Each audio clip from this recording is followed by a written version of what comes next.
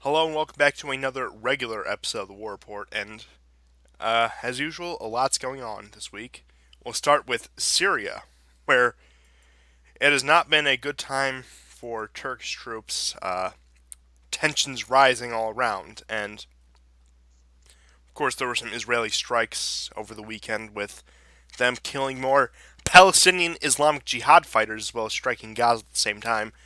For those of you who may not remember or may not know, Palestinian Islamic Jihad is the Palestinian Shia Muslim group that is fighting on Syria on Assad's side, which is odd because when you look at it, most Palestinian groups, especially the ones fighting in Syria, are anti-Assad, anti-Shia. But then you have this one Yeah, group all of a sudden, the one Palestinian group Syria in Syria that Israel will bomb. I mean, because you have Hamas in Syria, you have all these Muslim Brotherhood affiliated groups in Syria. Not one Israeli strike on any of them. But lo and behold, the one pro Assad group gets struck, and that's for the security of Israel. But all these other groups, they can stay. They aren't as big as a threat for whatever reason. But this Palestinian Islamic Jihad with, what, 1,000 members in it, that's the real problem right there. you'd think Bashar would say, "Guys, you're not helping." It's Go like, home. go home. You're not helping. We don't need you. We're doing okay. Yeah. I mean, of course, they reply, "Oh, we're not helping. You mean we're not helping you?" um, um, so yeah. But despite that, I did see footage of these Israeli missiles that were launched from their jet fighters that were intercepted, many of them. I don't know how effective their strikes were against the most badass jihadi group ever named, Palestinian Jihad. It's just Palestinian terrific. Islamic Jihad. Oh, Islamic Jihad, of course. Like it's not hyper. It's not a hyperbole at all, is it? Right to Yeah. call it an Islamic Jihad, as opposed to what? No redundancy there. No A Hindu redundancy. jihad. It could be that. You never know.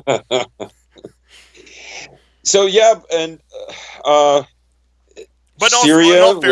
in all fairness, it probably sounds a lot cooler in Arabic because we call it It Al would. Qaeda, we call it Hamas, we use the Arabic names for all these other ones. But Palestinian Islamic Jihad is the only one we translate, so it probably sounds cooler in Arabic. Just where Yeah, where credit is due, but still. yeah. Oh, I'm a fan of it.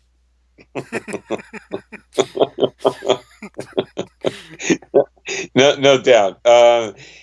Yeah. So more territory has been lost. Today there were some developments.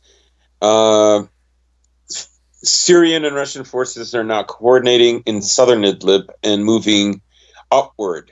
People are speculating that the next thing they want to do is cut off the number four highway that linked up with five, Highway 5. And so Highway 5 is completely liberated now.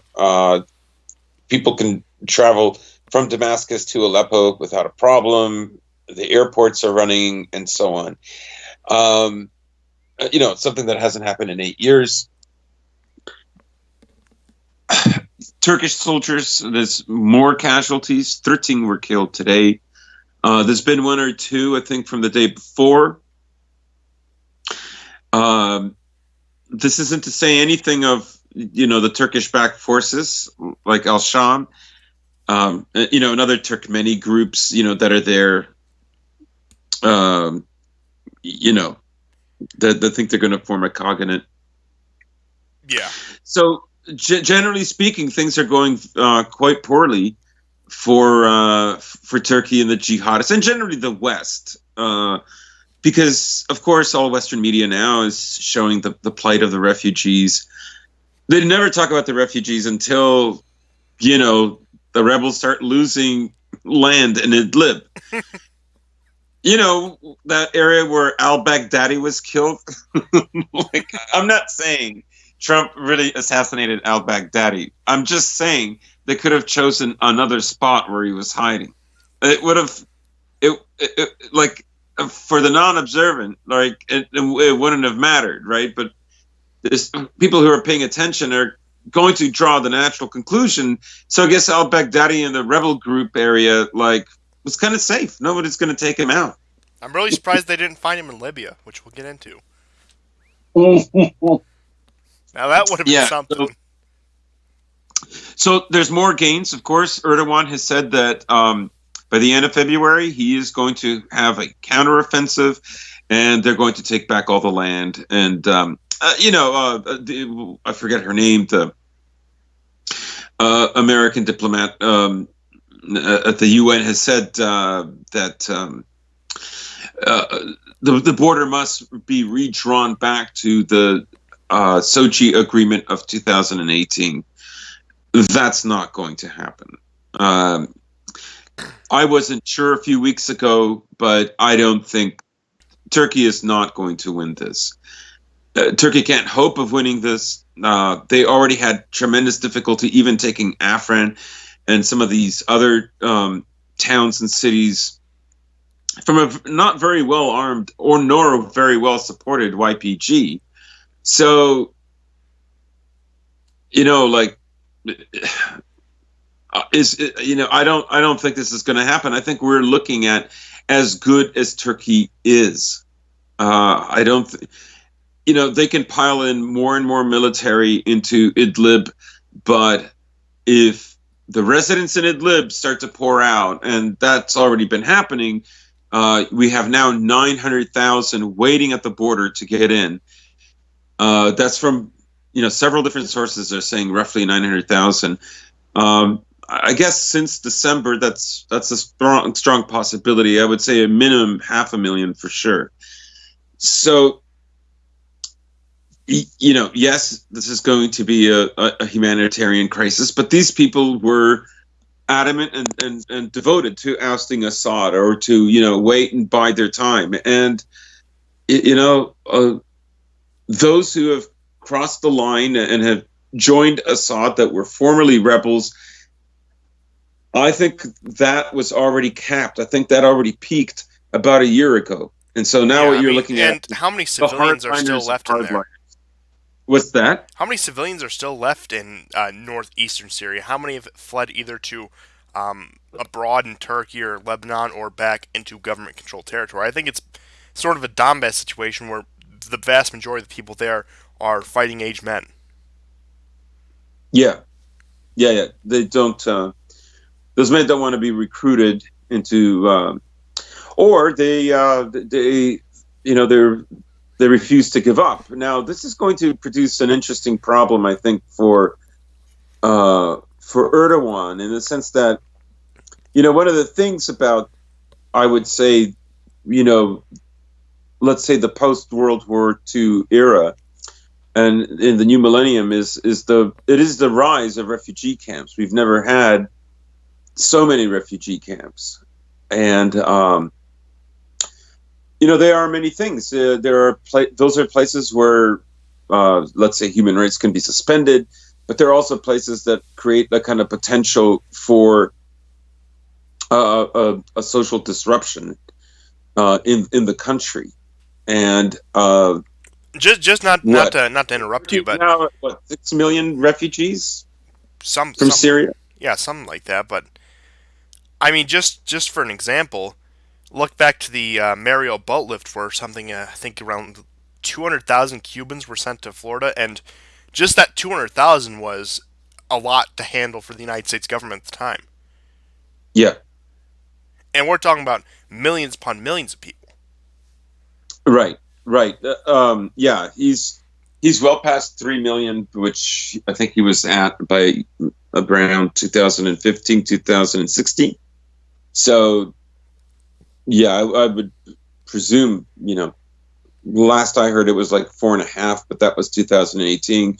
If we're to believe, another million or so in the last year have crossed over, then yeah, we're approaching 6 million people.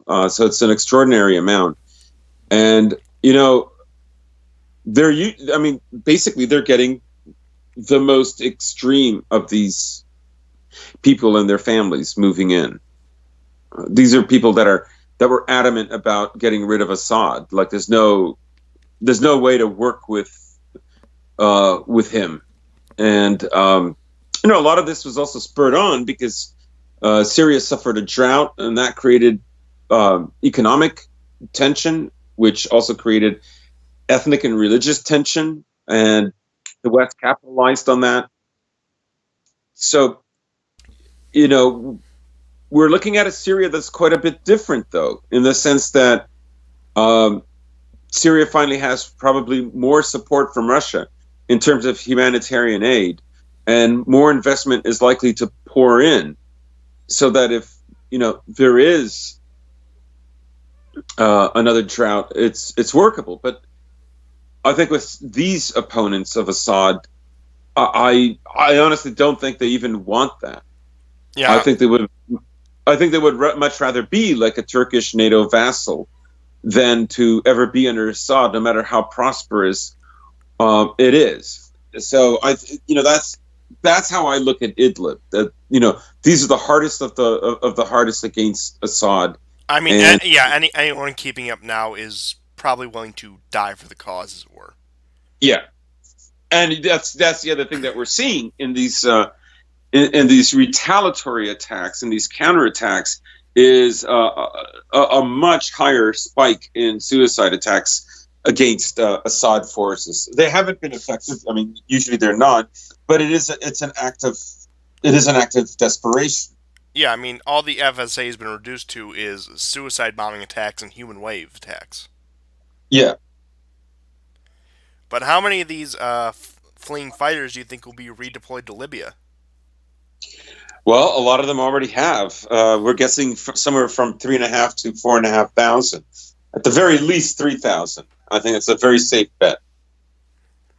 Yeah, that may be just the reinvigoration the Libyan war needs to kick off again. I suppose we covered pretty much everything about Syria, so we'll move over to there, which I think is Okay. something upwards of 16 Turkish troops have died in the past few days in Libya.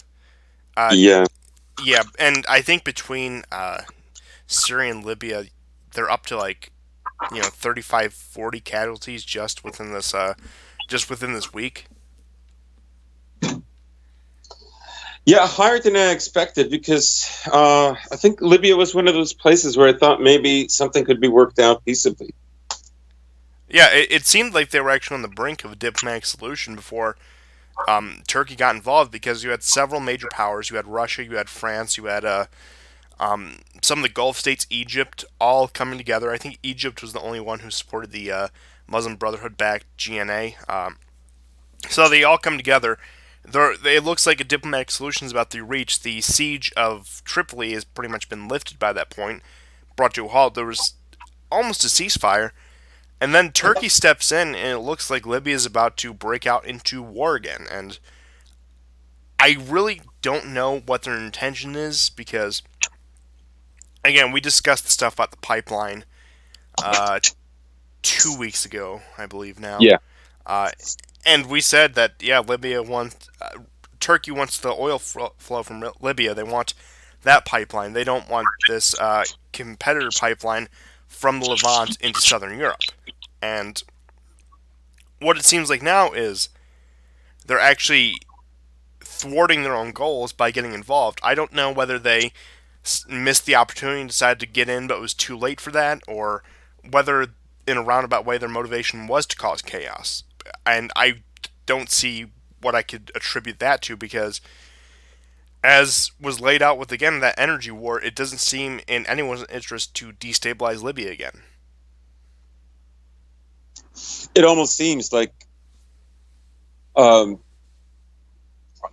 an attempt of if I can't have it, no one will. Yeah, I don't. This is. I think this is going to look bad for Erdogan. Turkey is a society that traditionally looks for a strong man, a strong leader, and he's not looking good in Syria, and he's not looking good in Libya. And I think with the influx of more refugees, it's going to begin to destabilize and erode his government. For a while, I thought maybe there was going to be some kind of peace deal arranged. They're set to meet, I believe in Geneva. I could be wrong about that, but they are meeting in Europe to discuss the Idlib situation with France, Turkey, Germany, and Russia. Um,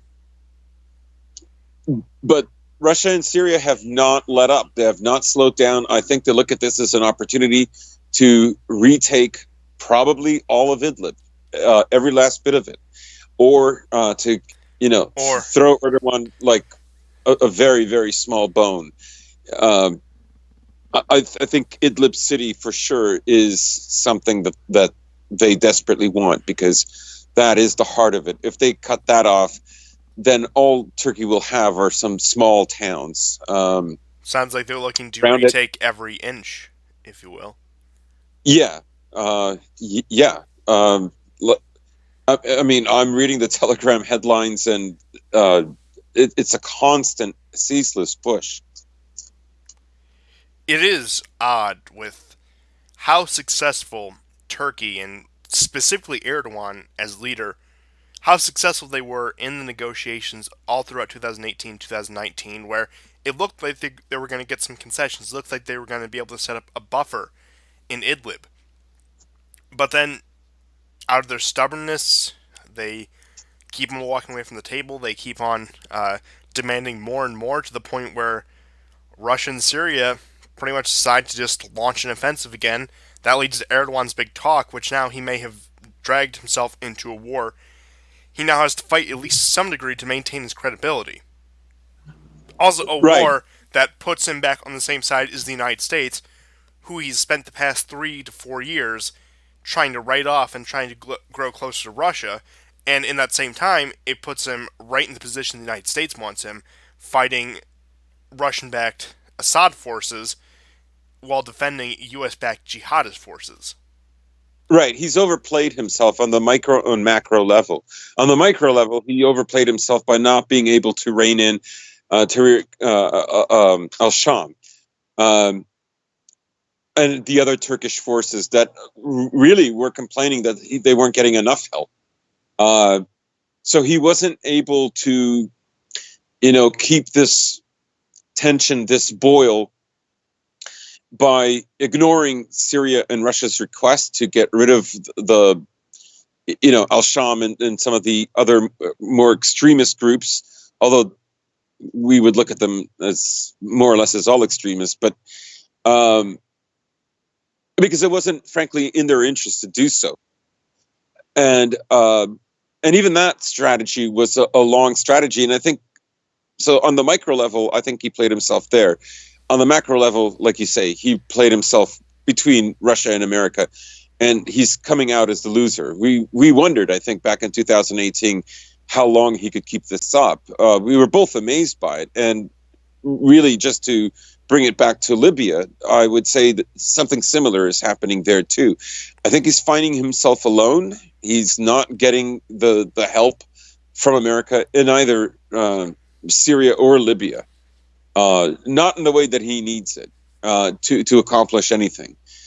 So who knows? We might be seeing like the end of Erdogan, and 2020 could be a year of massive protests in Turkey.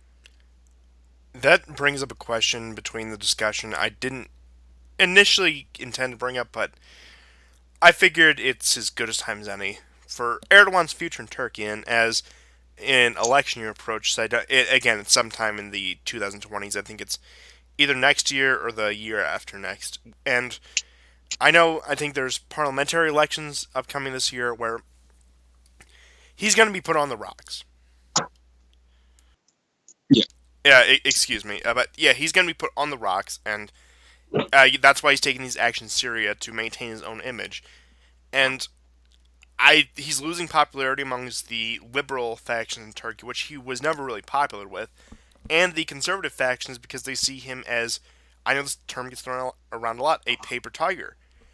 And I'm curious as to if he is voted out or forced to resign or whatever, what will replace him? I know the West will put every bit they can, every dollar, every uh, intelligence agent they can into turning Turkey into a liberal hub, into putting a liberal leader in power. But Imagine a Turkish Guaido. oh boy, or oh well, yeah, it's something like that. I thought I had another example, but I lost one of these. Just people made in a CIA lab that are just designed to take power in X, Y, or Z country. But yeah, I can imagine that. But knowing what I do about Turkey, and despite the fact, yeah, it has its um, liberal culture in larger cities, as do most countries for that matter. I don't see the average Turkish person in the countryside, or even a lot of people in the cities, going for a pro-liberal, pro-Western, pro-EU and NATO leader. I see them honestly going for sort of a more aggressive Erdogan, someone who is more nationalistic, who sort of scorns both the West and Russia and just foreign powers in general. And I know this is going to sound kind of larpy, but I could see them going for some sort of like neo-Ottoman type of candidate who like plays on the past glories of the Ottoman Empire and Turkish conquest. Now, not I'm not saying that they would act on it, but I could see that their national culture and their political culture going in a direction like that. Yeah, I mean the and with that um they would have to overcome some of the liberal elements within Turkey. Now, in a way, Erdogan has been fairly successful at that. In that, one of the things that has happened in Istanbul is there's been a big demographic change with a lot of people from the country who tend to be conservative had moved in, and in a sense had helped his party gain position.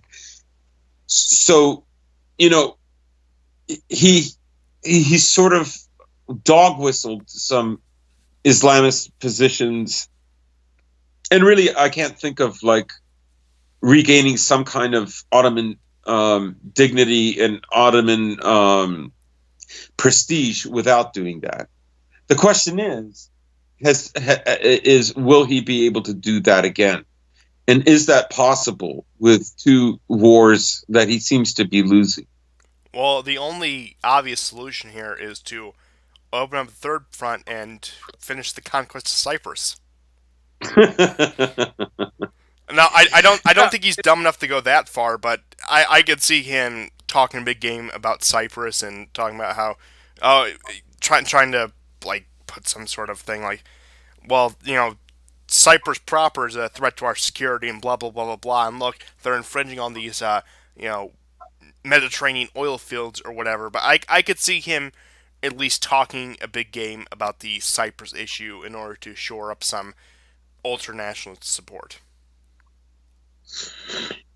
Yeah, he may rely on that. That will bring him though into conflict. I think the U.S. is well in conflict with the U.S., but I honestly think that there are some within America's military and within the American government and intelligence that want him gone. Um, Unlike a lot of people, I tend to think that the attempted coup in 2016 was actually something that was bolstered and supported by the U.S. That part about Gulen and getting Gulen extradited back to Turkey hints at this. Also, the fact that the rebellion began in Incirlik, which hosts the Americans. If anything, I think Russia is the one that tipped them off on this. So, my guess is the U.S. wants a different Turkey. It wants a Turkey without Erdogan, and in a sense, this is why they're not willing to really assist him, because I think that was one of the things with the war in Syria was when the Russians came in and that jet fighter was shot down in late 2015. Everyone was thinking, is is this going to be the start of a great war? Um, is Russia going to retaliate? How is America is obligated to stand by, a NATO member, and arguably the most, if not the second most important NATO member? But nothing of the sort happened, and within 8 months there was a coup attempt. So it's and it's at that time he really began working with the Russians. So yeah, I think America, I think, also wants to see him fail. Yeah, I there's definitely elements, especially from the more liberal side of the quote unquote deep state of the State Department, CIA, all these other places that view Erdogan is too unpredictable. He's not loyal enough to the Western world. He isn't like Turkey has been in the past. Even when it was under a more authoritarian system or a military dictatorship, because there's been about four coups in the history of the Turkish Republic post World War One, and there's been on and off military dictatorships, more authoritarian leaders, more democratic leaders. But I think at the end of the day, of course, all they want is one that will oppose Russia, somewhat stand with their interests in Syria, oppose Iran, and be on decent terms with Israel. I think that is the American establishment's ideal vision of a Turkish leader. Hmm.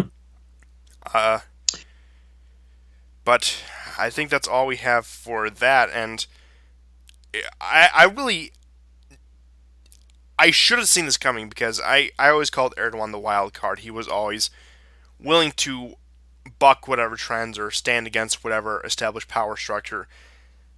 But I suppose it only a matter of time until it actually came back to haunt him. And it's coming much sooner than I thought. And I think it could also be chalked up to his wavering domestic support because I think even if he had done all these blunders in Syria and Libya and elsewhere, if he had stronger domestic support that wasn't based on this strongman persona and actual more or less policy, like whether that be economic or social or whatever, I think he could weather this. But I think he's signed his own death warrant with these, frankly, blunderous moves. And it was an all or nothing gamble because if this would have succeeded, he would have gone down in the history books as one of the greatest leaders in modern Turkish history. He would be up there with Ataturk and all these others.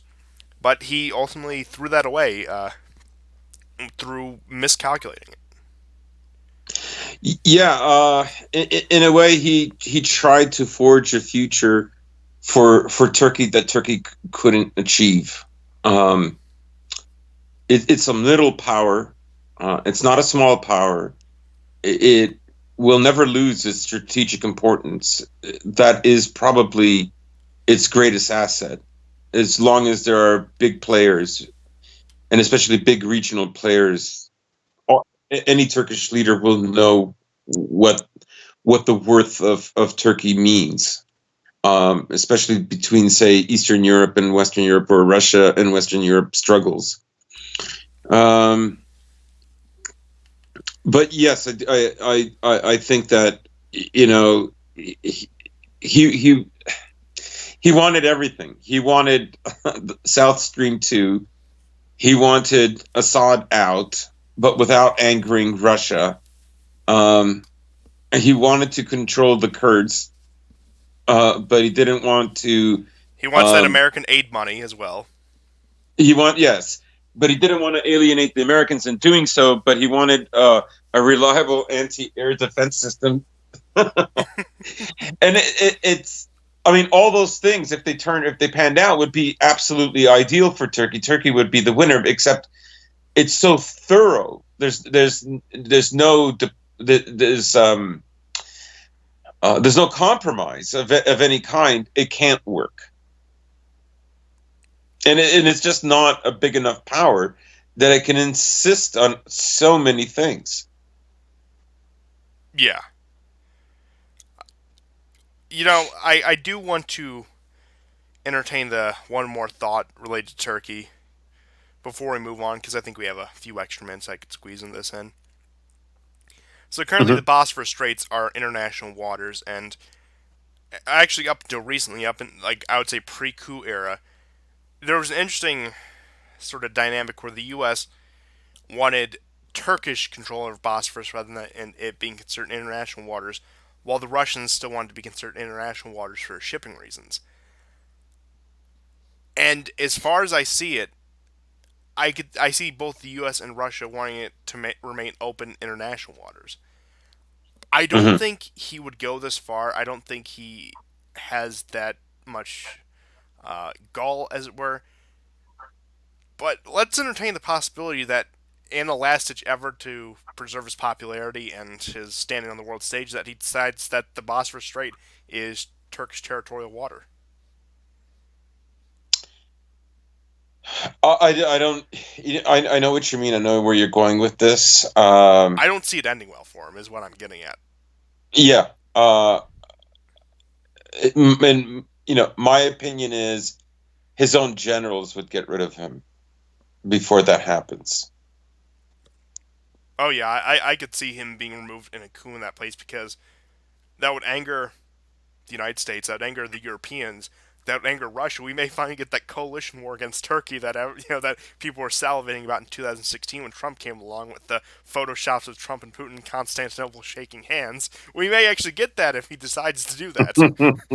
But yeah, I definitely see him being either.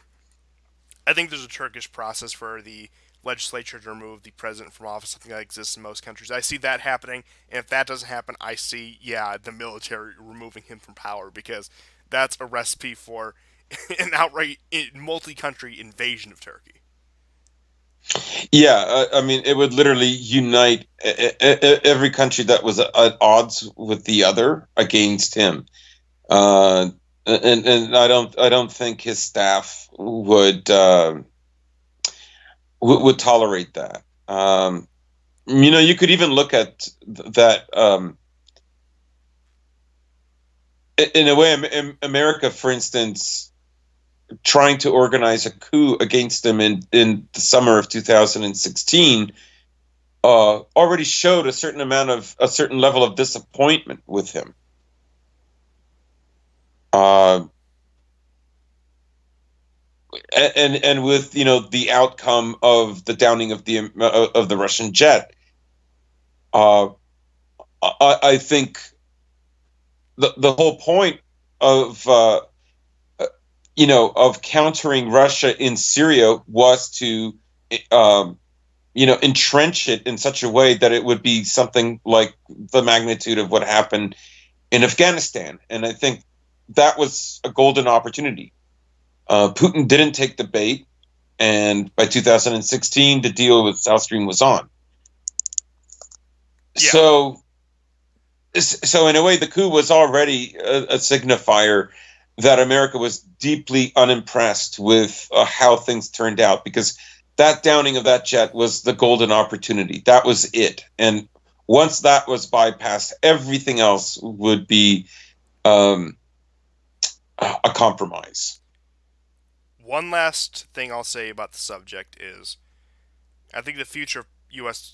Turkish politics, regardless of Erdogan's fate, is you will see two distinctive camps with a small third camp. I think you'll see it break down how smaller secondary powers used to operate up until the end of the Cold War, where there'll be a distinctly pro American, pro Western faction and a distinctly pro Russian faction. And the Erdogan way of playing both sides and sort of trying to put Turkey at the middle, I think with Erdogan's recent failures, those ideas are going to lose a lot of popularity. Mm-hmm. I agree with you there. But with that out of the way, let's see what else I had on the show roster. We had a few things. I just want to decide what to get into next. Uh, how about that good old coronavirus? Now, we were discussing this before the show, and I want to preface this by saying neither of us are experts in the field of virology. Neither of us are really experts in the medical field in general. We're here to talk more about the social, economic, and political impacts of the virus and the spread of it, and, for example, its effect on the markets and calls for closing of trade and travel. And this comes on the heel of coronavirus having a, I don't want to say massive, but a significant outbreak in northeastern Italy near the Venice, Milan area, uh, the urban northern area, and it hasn't really spread that further. Now, granted, these reports are a few days old, so who knows by this point. And from what I've seen, the virus has mostly had an outbreak among the Chinese population. Now, that's not to say non-Chinese haven't been infected. I actually haven't checked at this point, but that's considered the main cause of it. But in terms of non-Chinese infections and deaths, the first non-Asian deaths occurred in Iran over this past week. Originally, it was 4 older women, and I think that number's up to 15, 16. Still mostly older people, and there are cases being reported elsewhere in Europe, but Italy is the big one right now. And it is interesting because Salvini came out and said, we need to do something about this. We need to shut down travel and trade. Now, granted, flights to China had already been suspended on the Italian front at that point, but again, the people who get in before the flight suspensions, it's one of those sorts of situations. But he said we need to enforce stricter travel restrictions. We need to ultimately be more serious with our border. And there were other politicians, there were judges, there was the media saying, this is fascist. This is just like fascism. And of course, he comes out and saying, I, I don't see how in any way this is fascist. He actually had a really good, sharp comeback to it. He even fared well in the translation. I saw it on Twitter. But point being is, this has also affected the markets in Italy. This has affected the markets worldwide. You're seeing things start to actually take a significant downturn now. You saw some hiccups. You saw some things going down. But we're starting to see not recession or depression levels of drops in the market, but we're starting to see where it may start affecting things. And we'll get into some of the supply chain stuff in a couple minutes here, but this may be the social instability combination that puts a right wing government in Italy. Now, if you would have told me when the right wing coalition fell apart that it would be the combination of a virus outbreak and an economic downturn that would propel the right wing to power in Italy, I would have been like, yeah, okay, I could see that happening. It's a bit far fetched. I don't think it would take that much. But yeah, I still don't think it would take that much, but that may be what gives it to us. And, there goes my travel, aka plans to flee the country, because I'm not sure which worse, this cold or this new virus, which again is debatably a pandemic. I wouldn't go personally that far yet. Of course, the World Health Organization infrastructure has no idea what it's doing. It's walking around like a chicken with its head cut off when it comes to classifying these things now, really showing the competence there. So that's an interesting thing. That's a testament to international organizations dedicated to these sort of things. Some of the pitfalls they may have, but uh, as you were telling me off air, Yeah. really March, April, which is closer than you think. We're at the end of February now. Is when we're going to start seeing the effect in some of these supply chains with manufacturings. And just a personal anecdote I want to give, not too personal. One of my mom's friends has a husband who is an engineer for this international company. I don't even know which one, so I'm at no risk of doxing him or the company. But they have a factory in Mexico and China, and when this virus broke out, I think the factory's in Shanghai. Production completely shut down, and they're not reaping anything of it. They put a 6-month travel restrictions for the employees, which is probably going to be extended even longer. So I know it's just like one story, but that's showing how it's starting to affect the economy. It's already affecting companies like Apple. Um, I mean, this is going to be a cascading effect. From what I've heard, forecast for America and many other Western countries is severe economic situation developing within the spring of this year. Um, Now, you could argue that This is why having a service economy rather than a manufacturing economy is actually a good thing. But the truth is, service economies ultimately still depend on a manufacturing economy, and so they're inextricable. So the banking services and the other services that are provided, for these manufacturing companies, such as the one I mentioned, Apple, they're going to be affected as well because ultimately they depend on sales, bottom line, um, including banks. Banks can't just, well, maybe they can, but they can't just lend out money. Uh, they can't just print money and you just, you know, play with it. Things have to be constructed, things have to be made, they have to be sold, transactions have to occur. And so this will affect the the global economy, most definitely. Also, I think one of the things that, now that we're seeing people infected and dying in Europe and in Iran is, the kind of, the notion that this virus probably only affects Far East Asians, in other words, Chinese, Koreans, Japanese. Uh, but it looks like it's not. And I've actually tried to look into this. And it's not easy to find the information,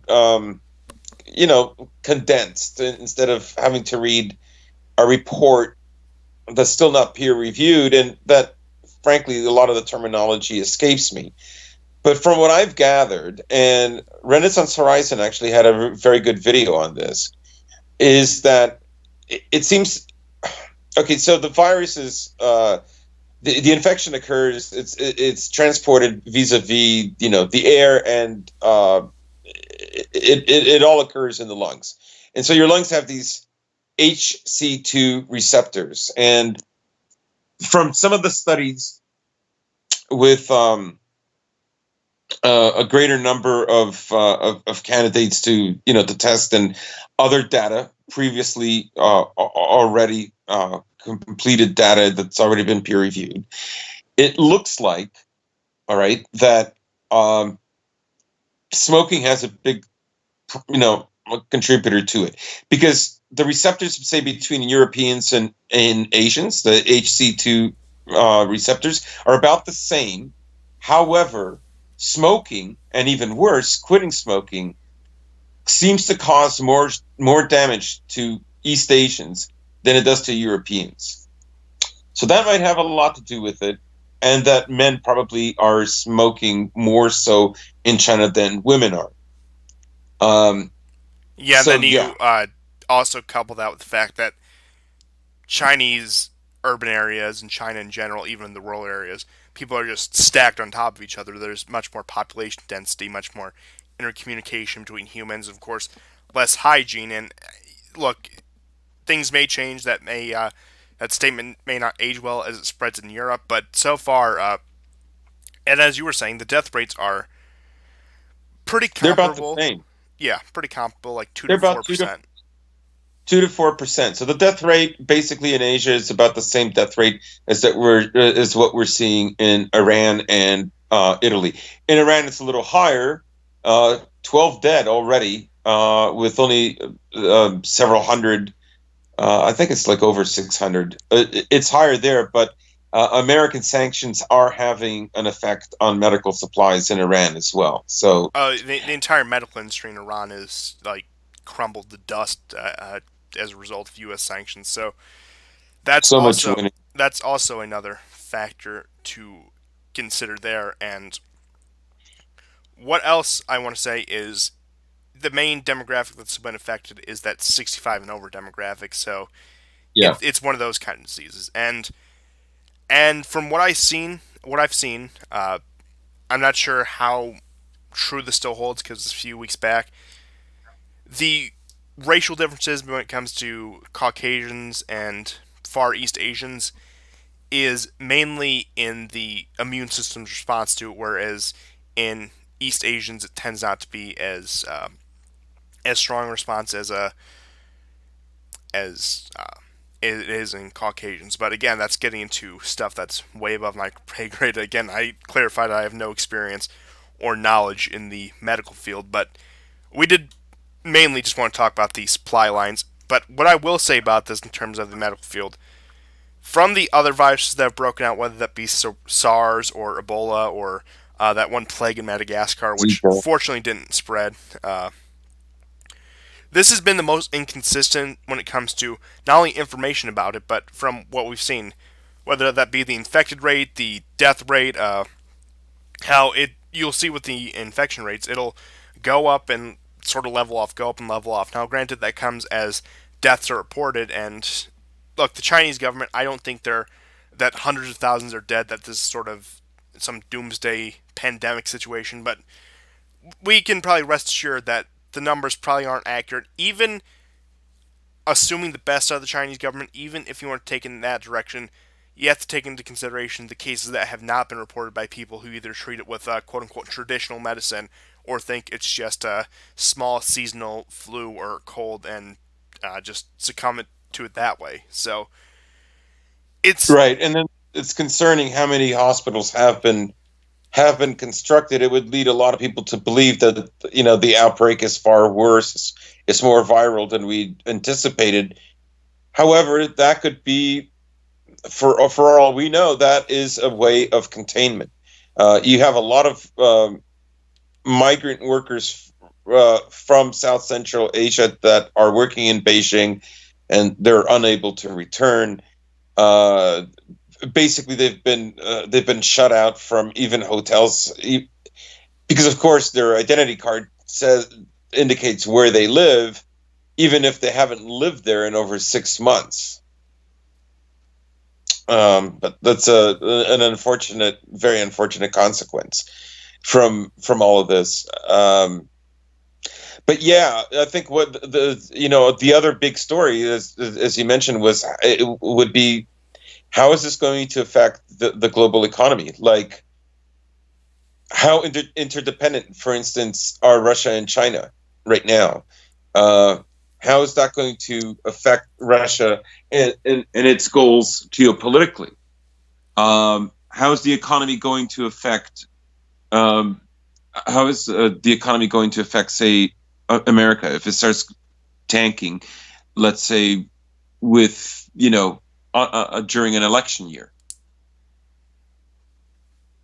oh yeah, it could be out of all the things going up against Trump, an economic downturn, economic crisis is the one thing that could unseat him. And even through no fault of his own, it could be this outbreak that does him in. Now, I don't think that'll be the case, even if it does get worse than we're expecting, or even if it does keep on spreading. Because I think one ace Trump may have up his sleeve when it comes to this sort of outbreak is, I'm not even saying he's going to do it. I'm not even saying he uh, would live up to this. He could start talking about travel bans. That's something he campaigned on the first time around. Something he still talked a big game, even though underperformed on, is immigration restrictions, travel restrictions, keeping, make America great again, make America safe again, all those different ones. He could very easily campaign on it, or he could very easily pass like a 3 month travel moratorium to China. Nobody travels to China, and we don't let people from China travel to the United States. He could very easily do something like that, which would probably buoy his popularity, even amongst the normal people, as this becomes more and more of a concern to people who aren't even politically aware. Hmm. Yeah, I mean that's an excellent point. But I think that's all I have for the global pandemic, as some people fear it may be. So let's move on to Trump's visit to India. Now, from what I heard, he really ingratiated himself to the local culture and his arrival, because apparently, right there, yeah, getting off the plane, he dropped his drawers and took a steaming dump in India, right in the open. And apparently, that led to him receiving some state honors from Modi, and more H-1B visas. Now the joking aside, Trump has traveled to India with there were I read this BBC article. I don't know how much stock I put into it, but with five possible goals in mind, and that is, of course, create a bulwark against China, put India more in that camp with the sea trades, to strike a trade deal, which, for those of you in the audience may know, apparently India is one of the most stubborn countries when it comes to international trade. They will not accept a trade deal if it's almost entirely, if not entirely, concedes their demands. Uh, the other one was, of course, going back to the China thing, defense, trying to sell them U.S. military goods instead of course, India just bought the S-400s from Russia a few months back. I think that may have actually been upwards of a year ago. And this one, I think, is probably the most far fetched, is to ingratiate himself to Indian Americans. Now, it is interesting because a lot of the Indian Americans, I'm sure you've seen the jokes about the Brahmins and how they preach against white supremacy and how hateful, you know, uh, American conservatives are and how racist they are when they're from one of the most privileged classes of the Indian caste system. It is strange because you'll get this dual thing between them where they're very nationalistic about India. They like Modi and everything. But then in other countries, they're some of the most hyper liberal people you ever meet. That's a really big diaspora problem. But India in particular sticks out. It's sort of like American Jews versus Israeli Jews. That's another one where you see that dichotomy. But uh, yeah, of course, one of the biggest events of all this had nothing to do with the actual summit or the meeting or Trump traveling to India, but Trump is continuing to tweet in foreign languages. He put out something in Hindi, which was translated all these different ways. And the response, apparently, from people in India was strangely enough similar to the response of Putin's visit, however long ago. I think upwards of a year or so ago, where it was very positive. It was like, "Oh, Trump, it's so great to have him here. He's such a great leader on the world stage." And I don't see this being a pivotal summit in terms of international relations, in terms of geopolitics. I really don't see anything significant changing from this. Again, this isn't like Reykjavik in the 80s or any of these other summits. It's not even Singapore or Hanoi or any of these meetings with North Korea. It just seems like a run of the mill diplomatic meeting that people are, strangely enough, paying a lot of attention to. I think they're expecting a lot more out of this than is actually going to happen.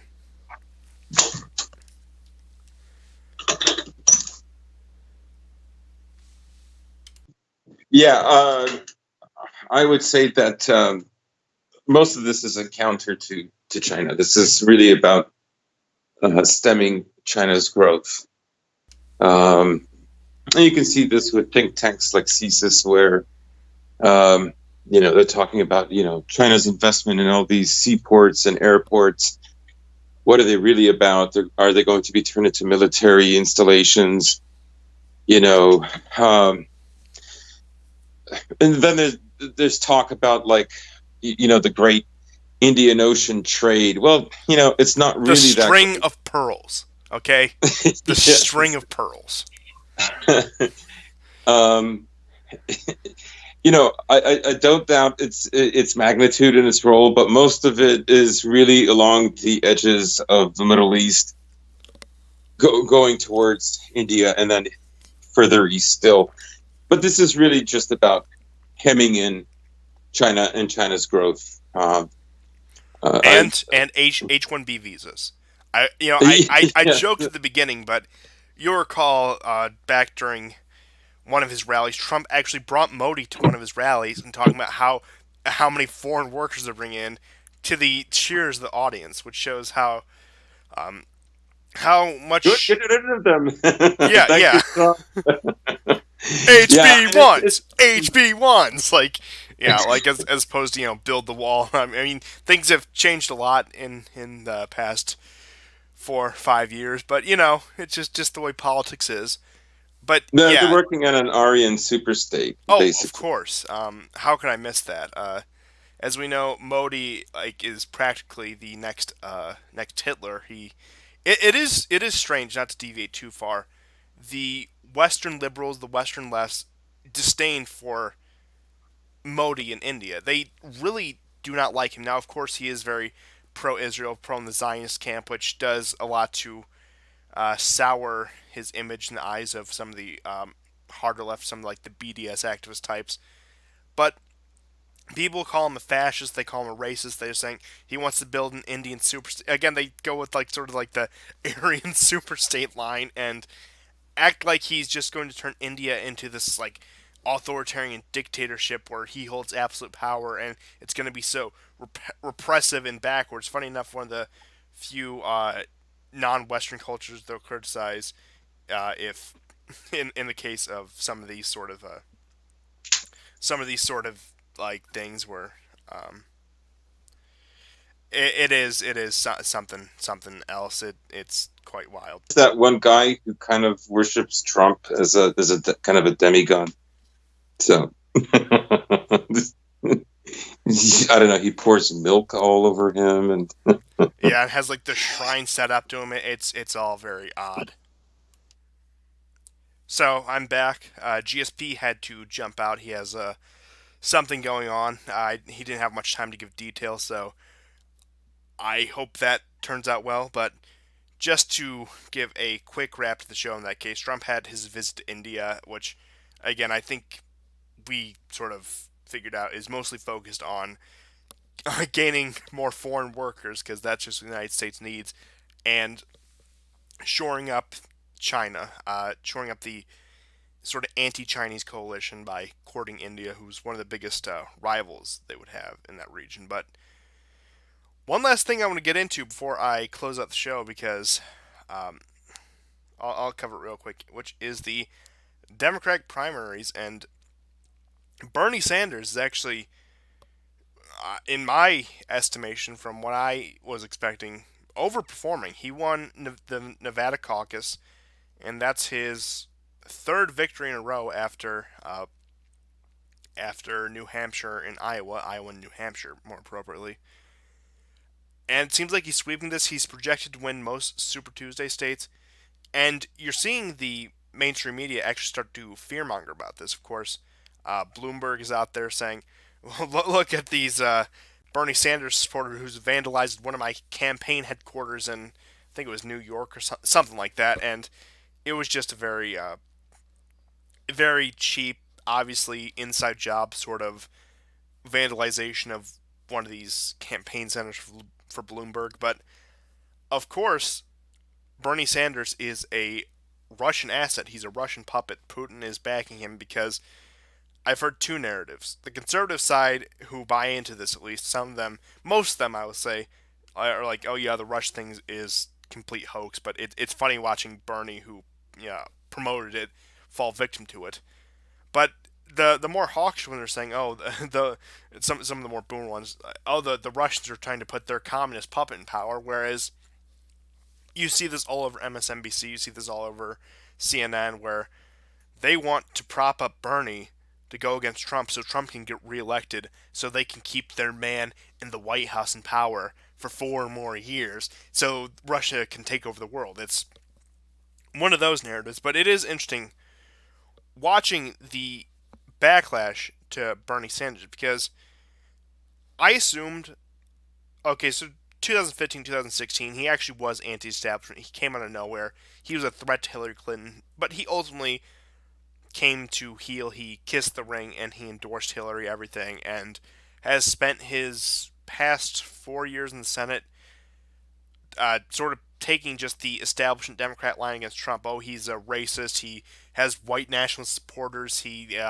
encourages bigotry. He's one of the most racist, sexist, homophobic president this country's ever seen. Bernie went on tirades like that 2018, 2019, all the time. It was, again, it was just the sort of stuff you expect. So I thought at that point he had ingratiated himself to the establishment enough where if he were to run again, he would be one of them. Like, yeah, he would talk about his universal health care and taxing the 1%, but that, again, would be like Trump's wall, that outlandish promise that would never get done. But it seems like they actually think he's a threat. They're trying to build all these coalitions against him. Warren has started accepting the super PAC money. Bloomberg has been running ads nonstop. Bloomberg's entire existence is the race, and of course, that's coupled with the absolute collapse of Joe Biden. Now, he's come in third and fourth and fifth, respectively, in these different primaries. I think it was fourth in Iowa, fifth in New Hampshire, and I think fourth in Nevada most recently. I don't have the numbers on hand, but point being is their establishment candidate has collapsed.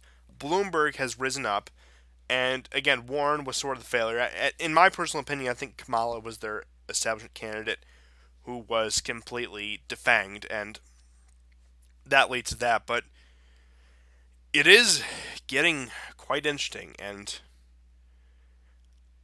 I honestly think that it'll be a contested convention. I think Milwaukee will be. I could see it turning violent. I could see people throwing some punches or whatever, protests getting out of hand, because my prediction right now is Bernie walks away with a plurality of delegates by the end of the primary process and ultimately ends up with a contested convention. In which case, they will do everything they can to either completely do away with him or subvert his campaign. They may pick him, but they may restrain his campaign styling and put him with a very unappealing running mate. For example, someone like Elizabeth Warren or like a Kamala Harris, uh, or even maybe Buttigieg. I I still think Buttigieg is likely to become the running mate of whoever pulls it off, and it it would be an interesting election nonetheless with Bernie against Trump, sort of the figurehead of left wing populism. I wouldn't say he was actually left wing populist, Bernie for that matter. Sort of going up against the figurehead, again, same case, just a figurehead, not necessarily representative of all of it, of right wing populism that is Trump. That could create an interesting election dynamic. Whereas Bernie, I think he would handily lose because some of his economic proposals may be popular. He may be able to go to Wisconsin or any of these other places and say, "Oh, we're going to get you universal health care. We're going to stand up for the union workers," that sort of thing. But that was more of his 2015, 2016 style. Whereas now, yeah, he'll talk about those things, but number one, he's not unique about them. Number two, he's latched onto sort of this social liberal politics you see now. I don't want to call it identity politics because, again, pretty much all politics is identity politics. Even if you don't realize it, but that's a conversation for a different day. But he'll talk more about the fight against white nationalism, that sort of thing, and really harangue against Trump on that front, which I think will turn off a lot of, again, the white working class voters. Him pretty much bashing everything they like about Trump, whereas he doesn't focus on all the things they like about him, which are mainly his healthcare proposals, his support for the unions, etc. But the biggest advantage I would say Bernie has over Trump is he has the ability to push Trump into a very establishment GOP sort of conservative incline where Trump just harangues about socialism. America will never be a socialist country. Look at Venezuela. Do you want to be like Venezuela? These really establishment conservative arguments against Bernie Sanders. Not anything about his immigration policy. Not anything about his, frankly, bigoted stance against, I would say, a lot of people, including whites. I know it sounds cliche, but yeah, he's an elitist. He doesn't like rural white Americans. It's kind of obvious. He wants to staff the he would staff the Justice Department, which is a bunch of DSA people, while leaving the Treasury Department and healthcare to, again, a bunch of establishment neoliberals, which you would get the worst of both worlds in that case. But yeah, the biggest problem Trump has is I could see him running that unappealing campaign against Bernie, where against the "America will never be a socialist nation" sort of thing. While I'm on the bad impressions tonight, let me know how terrible those are. I think they probably aren't too bad, but again, it's all within context. I think you get the point. It's kind of hard to do this alone. I haven't done this in a while, but you know. But that's all I really had to say for this week. Really interesting stuff brewing, especially. Again, we'll have to see how this coronavirus outbreak affects the presidential elections and Syria and Libya and Erdogan's prospects are again something we thought was going to heat up, but I didn't see it heating up this fast, and that'll definitely be something to keep your eye on. I mean, it is amazing how fast this neoliberal world. I know I go back to this all the time, but it is amazing how fast the neoliberal world order collapsed just because a few things came undone. Now, first, that was Trump questioning some of these post war institutions. Then it was the populists in Europe, some of whom predate Trump, for example, Orban. Then it was the tensions rising in the Middle East with Israel and, again, now Turkey.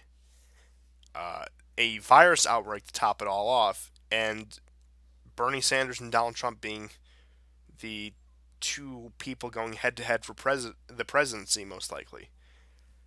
Uh, it's a wild world. It's definitely more fun to observe than to actually take part of, which is why I've moved away from some of the actual like day by day or every few day videos about X, Y, or Z political issue or X, Y, or Z news story. I like to sort of zoom out and watch it.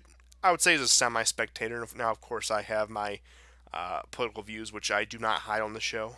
I'm actually very open about them on the contrast, but it is interesting, even just for example, someone is an outside observer watching any of these things happening anywhere across the world.